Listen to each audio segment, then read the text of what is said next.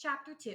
Richard slid into his seat as math was starting. He was under strict orders from Eric to act normal. Don't let anyone know about me, he told Richard on the way to school. If the Drains find out I am here, you can kiss this planet goodbye. So now Richard couldn't stare at Dorf, even though he wanted to.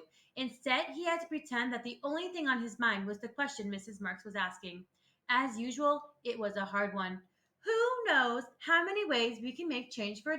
She asked. She looked around the room slowly.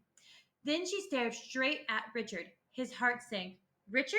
She asked. Richard knew you could get 4 quarters, or 10 dimes, or 100 pennies from $1, but that was too easy. This was a trick question with a trick answer. Only he didn't know the answer. Any ideas, Richard? Asked Mrs. Marks. 4?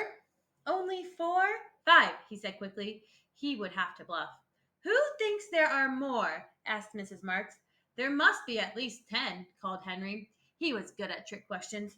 What about a mixture of nickels, dimes, and pennies? Or nickels, quarters, and half dollars? Half dollars, thought Richard. I forgot those. Then Dwarf raised his hand. He had a big smile on his face. It showed off his perfect white teeth. Yes, Dwarf, said Mrs. Marks. There are 292 ways to change a dollar bill, said Dwarf. All the kids in the class stared at Dwarf. How had he come up with that number? Good guess, exclaimed Mrs. Marks. It's not a guess, said Dwarf. I figured it out last summer on my computer. Well, you're very clever indeed, said Mrs. Marks, because that is the right answer. Can anyone explain why? Her eyes moved up and down the rows. Richard tried to look invisible. You have pennies, nickels, dimes, quarters, and half dollars, continued Dorf. 136 coins in all. But you can mix them in all kinds of ways, like 5 pennies, 2 dimes, 5 nickels, and a half dollar, or 45 pennies, a nickel, and 2 quarters. There are hundreds of ways to do it, 292 ways to be exact, he finished smoothly. Mrs. Marks didn't smile a lot, but she smiled now, and everyone in class nodded as if Dorf had just said something important and wonderful. He has begun to control their minds, said Eric. Richard jumped. For a moment, he had forgotten about the alien in his pocket. Now he felt the thrill of alarm at Eric's words. What should he do? As I told you before, said Eric, just act normal. Do you understand? Yes, said Richard silently, sensing that Eric could hear his thoughts. He felt hot and nervous, but at least math was over. He walked over to Henry's seat with his lunchbox. They always traded sandwiches after math. Richard's mother made him tuna on whole wheat, which he hated. Henry's mother made him peanut butter and jelly, which he hated, so they traded. But when Richard got to Henry, Henry was already eating a sandwich. It looked like tuna fish. Dorf was sitting next to Henry. He was eating a sandwich too. It looked like peanut butter and jelly.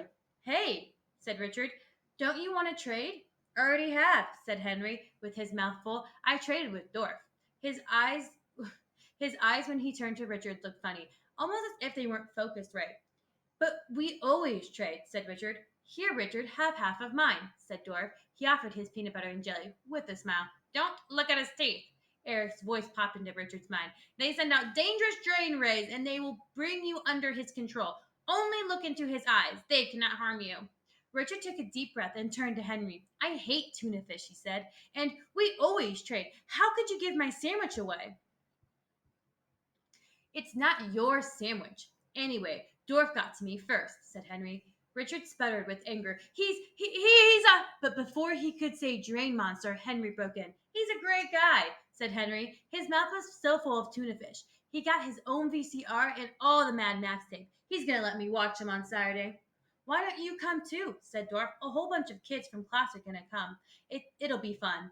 I hate Mad Max, said Richard, though this wasn't true.